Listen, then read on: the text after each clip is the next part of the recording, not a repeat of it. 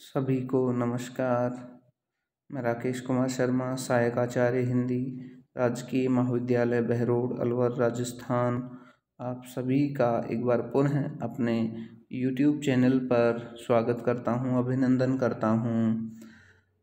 आप सभी विद्यार्थी BA द्वितीय वर्ष के जो इन व्याख्यानों से लाभान्वित हो रहे हैं, आप अपना फीडबैक भी मुझे अपने डिस्क्रिप्शन जो भाग है उसमें दिया करें कि आपको ये व्याख्यान किस हद तक समझ आ रहे हैं और इसमें किस सुधार की संभावना हो सकती है, क्या गुंजाइश हो सकती है।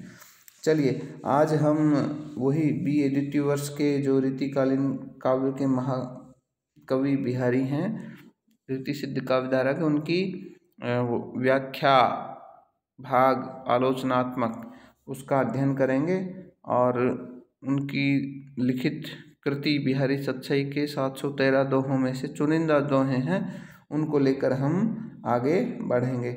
आज हम जो दोहा ले रहे हैं उस दोहे के बारे में मैं बता दूं। ये दोहा है, एक तरह से आप कह सकते हैं कि जो नायिका से संबंधित दोहा है, अर्थात श्रृंगार से जुड़ा हुआ दोहा है। बिहारी सतसई में श्रृंगार के सबसे ज़्यादा दोहे रचे गए हैं, तो ये दोहा भी श्रृंगार का दोहा है। दोहा कौन सा है, आप अपनी पाठ्य पुस्तक ले लीजिए और पाठ्य पुस्तक में से ये दोहा देखिए और मेरे साथ आगे बढ़ते हुए इस व्याख्या को पूर्ण कीजिए। भूषण भार संभारी है, क्यों इहि तन सुकुमार, सूधे पायन धर परत, शोभा ही के भार। मैं एक बार इसे पुनः दोहरा देता हूँ। भूषण भार संभारी है, क्यों इहि तन सुकुमार, सूधे पायन घर परत, शोभा ही के भार।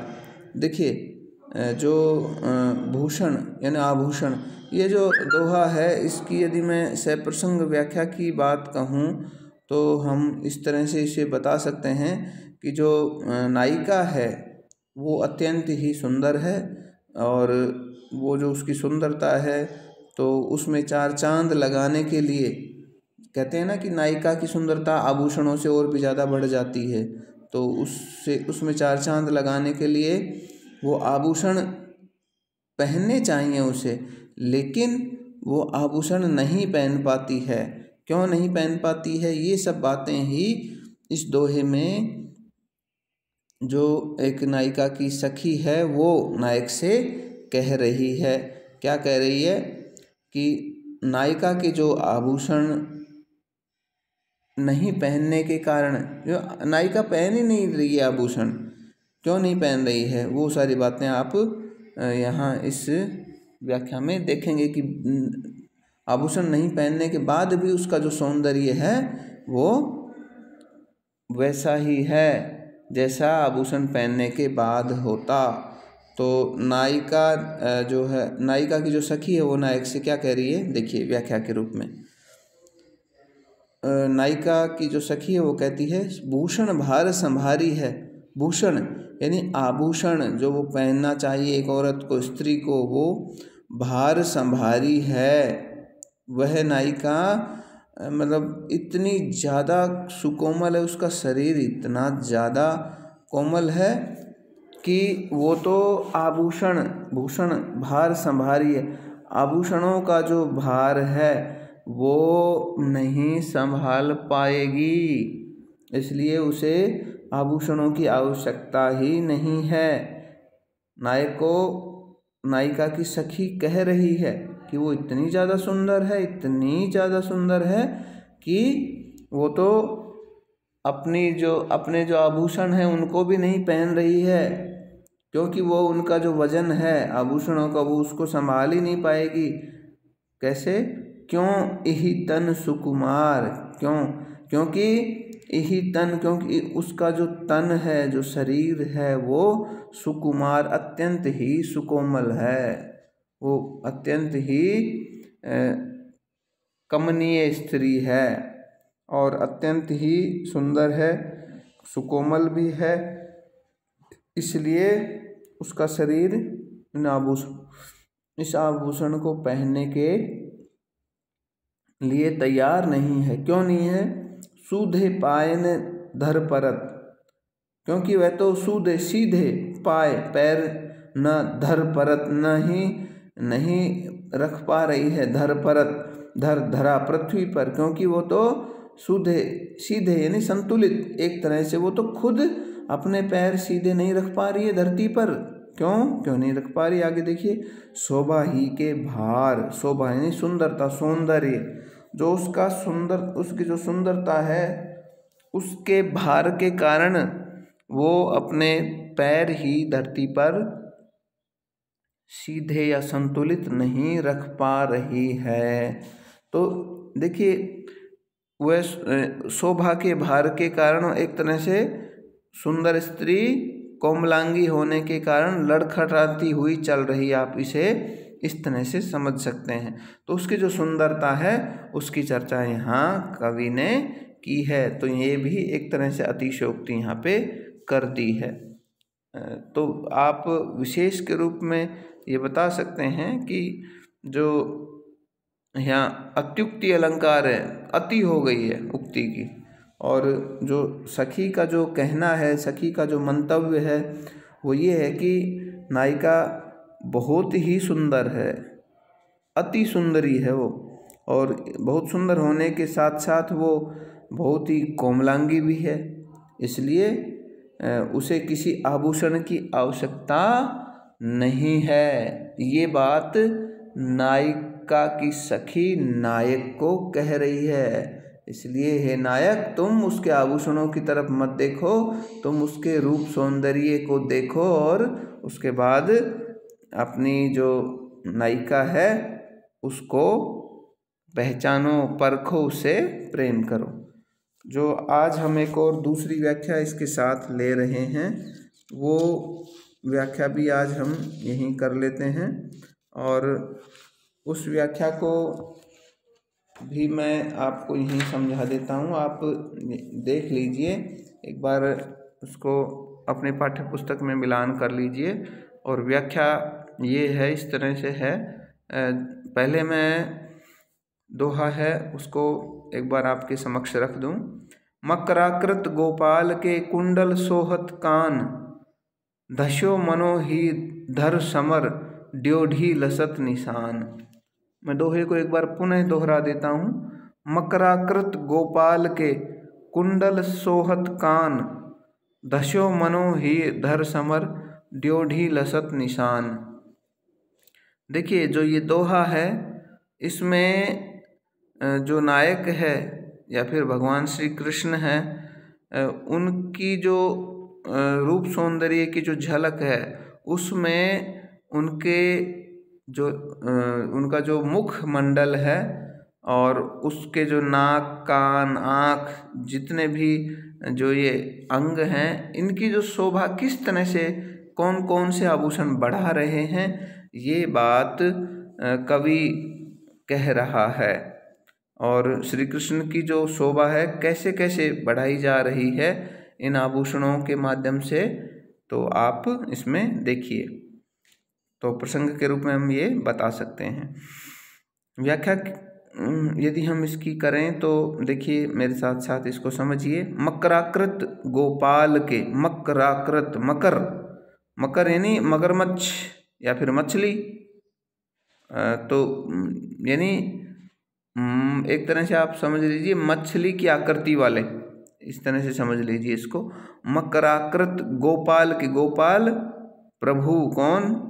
बिहारी के जो एकमात्र जो पसंदीदा, जो उनके चहेते ईश्वर हैं, भगवान हैं, ईश जिसे कहते हैं, ईश कौन है? वो हैं भगवान श्री कृष्ण। तो भगवान श्री कृष्ण के जो कानों में जो कुंडल हैं, कुंडल सोहत कान, उन कुंडलों की जो शोभा है वो उनके अंदर जो उन्होंने मकराकृत यानी मछली की आकृति वाले जो उन्होंने आभूषण धारण कर रखे हैं, उनसे उनकी जो शोभा है वो बहुत ज़्यादा ही बढ़ गई है। एक बार इसको दोबारा से देख लेते हैं। मकराकृत गोपाल के कुंडल सोहत कान, अर्थात भगवान श्री कृष्ण या फिर गोपाल के जो कानों में मकर की आकृति के जो कुंडल हैं वो इस प्रकार से शोभायित हो रहे हैं, इस प्रकार से उन्हें सुंदर बना रहे हैं। दशो मनो, दशो मनो, मनो मनो मानो मनहु, मैंने आपको बताया था कि जहाँ ये शब्द आए वहाँ उत्प्रेक्ष अलंकार आप वहाँ बता देंगे। तो दशों की दशों मतलब घुस गया है या प्रविष्ट हो गया है। क्या?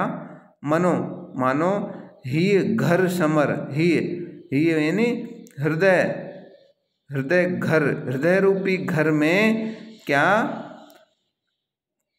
समर, कामदेव, यानी हृदय रूपी घर में ऐसा माना जाता है कि कामदेव हृदय रूपी जो घर है, वो जो किला है, वो उसमें क्या कर गए हैं? प्रविष्ट कर गए हैं। ड्योढ़ी लसत निशान, और ड्योढ़ी यानी जो बाहर का जो दरवाज़ा है उसे ड्योढ़ी बोलते हैं।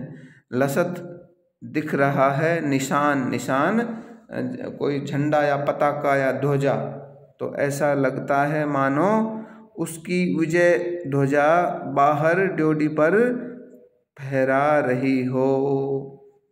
यानी हम इसे एक बार दोबारा से देखें तो ये कह सकते हैं कि भगवान श्री कृष्ण की जो छवि है, उनके कानों में जो कुंडल उन्होंने धारण किए हैं, जो कि किस आकृति के हैं? मछली की आकृति के, तो वो इतने ज़्यादा शोभा दे रहे हैं कि मानो जो कामदेव है ना, वो हृदय रूपी किले में घुस गया हो। ही धर समर, ही धर समर, यानी वो एक तरह से ही धर, ही हृदय, हृदय घर, यानी हृदय रूपी घर में एक तरह से वो प्रविष्ट हो गया है। कौन? कामदेव जी। और उसकी जो विजय पताका है ड्योढ़ी, ड्योढ़ी यानी बाहर का जो दरवाज़ा होता है वो ड्योढ़ी लसत दिखता है, निशान, निशान पताका झंडा और कोई निशान, ध्वजा, पताका, झंडा जो भी है, वो ऐसा लगता है जैसे बाहर कोई उसे फहरा रहा हो। विशेष के रूप में हम ये बता सकते हैं कि जो भावार्थ के रूप में ये कह सकते हैं कि जैसे कोई राजा किसी गढ़ पर अधिकार कर लेता है ना, कोई राजा, और ड्योढ़ी पर उसका झंडा फहर जाता है। जैसे ही वो राजा विजय पताका अपनी फहरा देता है उस गढ़ पर, उस किले पर, तो ऐसे ही श्री कृष्ण के जो कुंडल हैं उनको देखकर ऐसा लगता है कि कामदेव राजा श्री कृष्ण के हृदय रूपी गढ़ में घुस गया हो और उसका विजय ध्वज यानी उसकी जो विजय पताका रूपी जो कुंडल हैं वो कानों के द्वार पर फहरा रहे हों। अब आप अच्छे से इसको समझ गए होंगे। एक बार दोबारा से बता दूं कि कामदेव राजा श्री कृष्ण के हृदय रूपी गढ़ में, किले में घुस गया हो और उसका विजय रूपी जो ध्वज है, विजय ध्वजा जो उसकी है, वो विजय ध्वजा रूपी जो कुंडल हैं, विजय ध्वजा रूपी कौन है यहाँ? कुंडल, कान के जो कुंडल हैं, जो कानों के द्वार पर जो फहरा रहे हैं, कौन से? मछली की आकृति के, तो वो ऐसा लगता है किसी ने उनके कानों के द्वार पर उनको फहरा दिया हो। तो आप इस दोहे को भी अच्छे से देखें और समझें, और ऐसे ही आप मेरा YouTube चैनल देखते रहें। इसको लाइक करें, शेयर करें, सब्सक्राइब ज़रूर करें, जिससे कि आपको नए नए वीडियो हैं वो आपको मिलते रहें। इस तरह से मैं आज के इस टॉपिक को यहीं समाप्त करता हूँ। जय हिंद, जय भारत।